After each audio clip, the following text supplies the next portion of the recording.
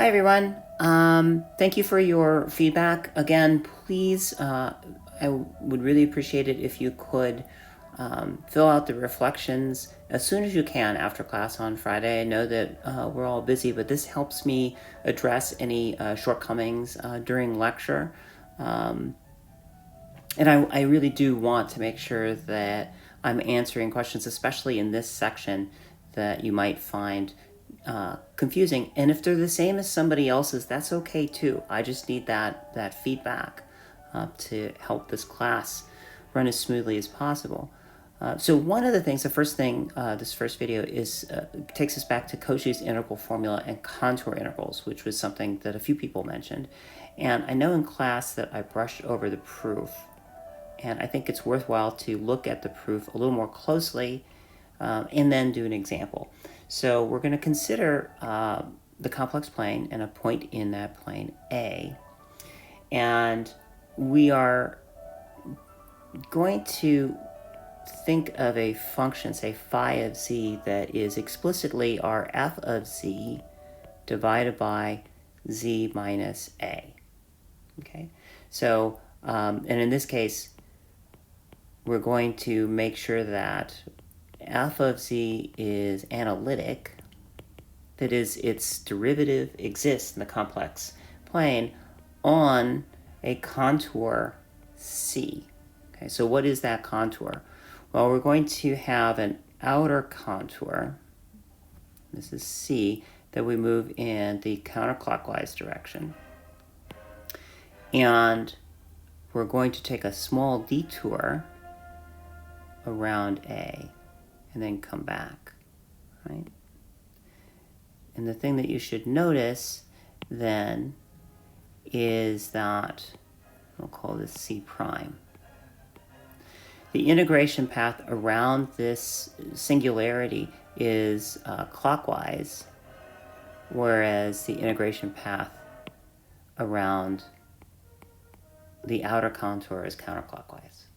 Okay, so let's get back to the proof. And again, since f of z now is analytic on C, we know that phi of z is everywhere analytic on C except at A, right? And part of Cauchy's integral theorem or interval formula depends on a finite number of points that analyticity breaks down.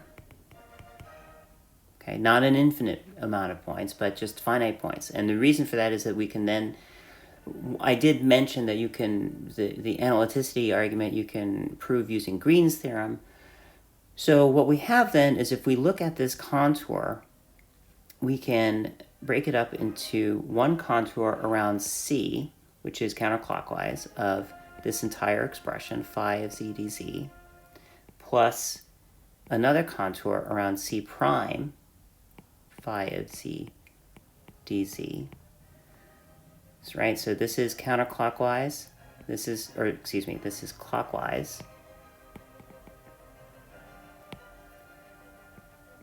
And this is counterclockwise.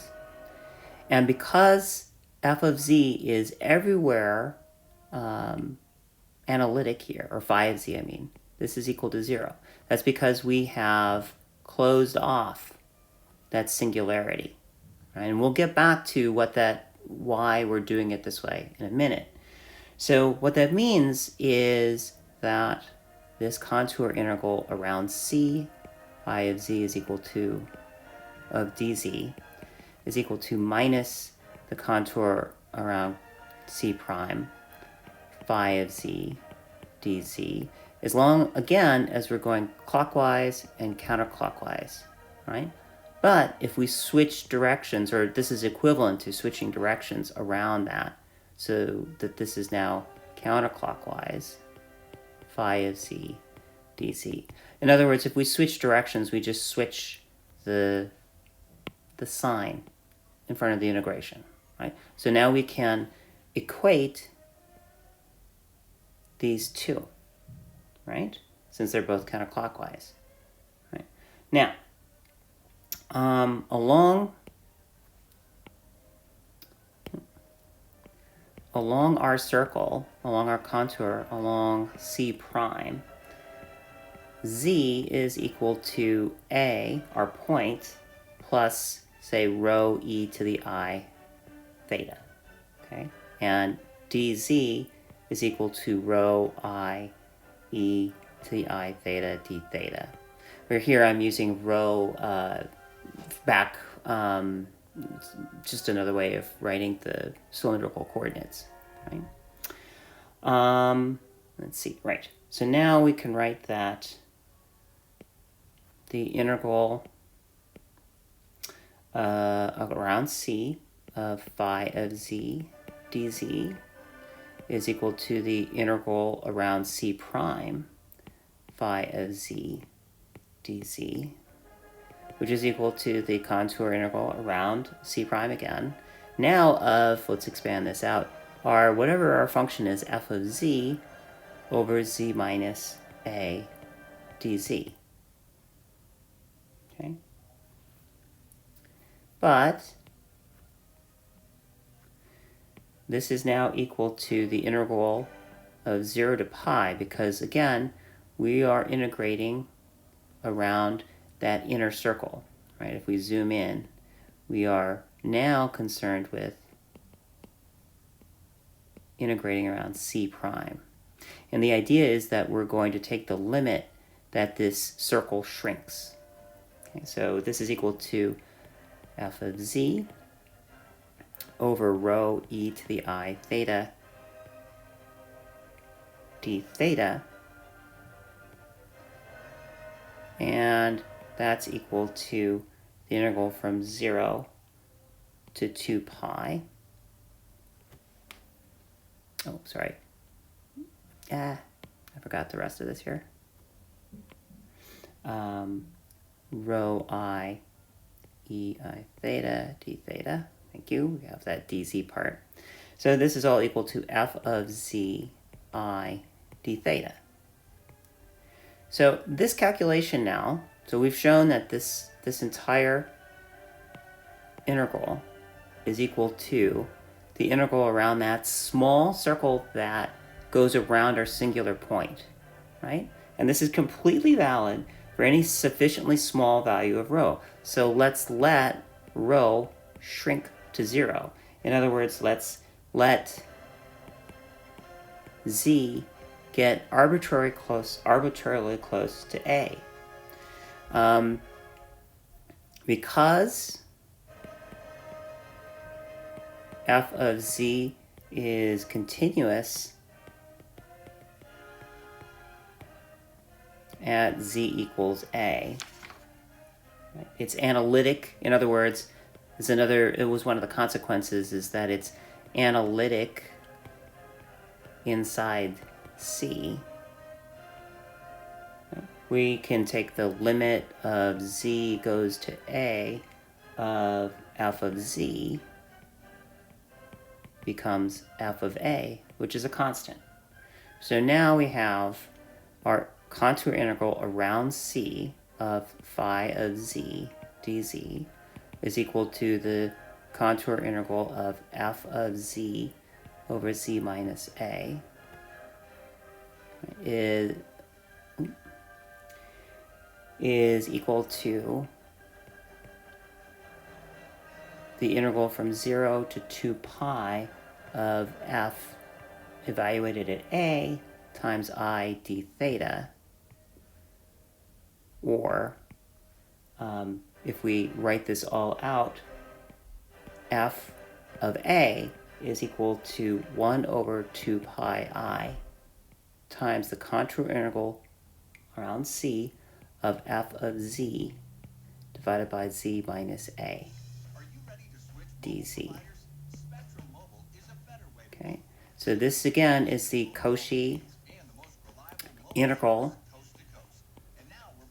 theorem, and it allows us to calculate these complex integrals for functions that are analytic in a region except for a discrete number of points. Okay? So that's the proof. Now, I did a couple of examples. Let's do one more example. And somebody asked, I think, if the contours had to have a particular shape. They don't, unless they can take advantage of basically the ease of integration. But what's really important is whether or not the contour encloses that singular point. So let's look at something that's kind of similar to one that I did in class. That is the contour, see, around sine of 2z dz over 6z minus pi for values of z that are equal to 3. In other words, given that this is basically an expression of the radius of a circle that's centered on 3 in the complex plane, right? So if we look at A, obviously A is equal to pi sixths, right? So our A is over here. And then our question is A less than 3? Is pi sixths less than 3? Yes. So we can use the Cauchy integral theorem. And if not, then we know that this integral is just equal to 0. Okay? So since this contour encloses the singularity, now what we need to do is rewrite this, because we need to have the function we are looking for, this, right, in the integral.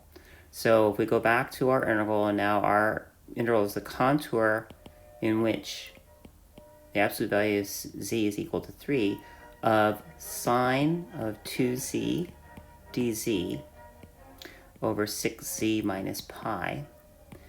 To bend this to our will, we factor out a 6 around this contour. That doesn't change the top, dz. But now we have z minus pi sixth.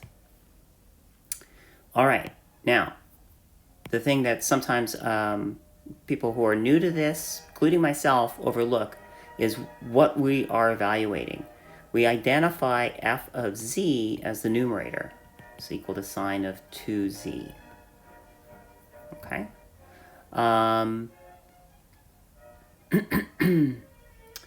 Okay, and then we have our A. Our A is equal to pi sixths.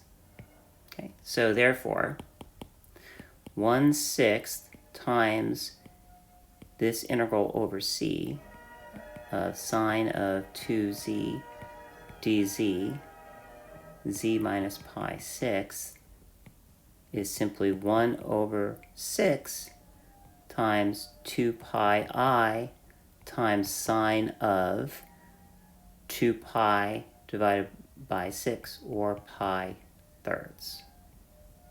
Right, so in other words, it's equal to pi I 3 times sine of pi 3. Okay, and I think what I did in class was something similar. If you go back in your notes, I did an example of sine z dz of 2z minus pi on 2 different contours.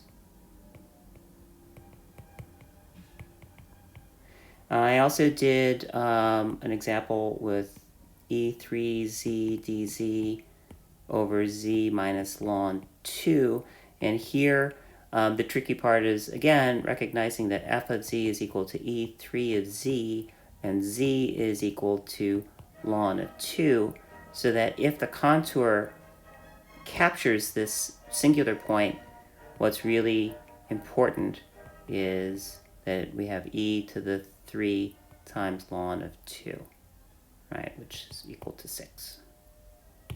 Okay, I hope that clears up some questions and concerns about contour integrals. In the next short video, I'll discuss residues. Okay, thank you.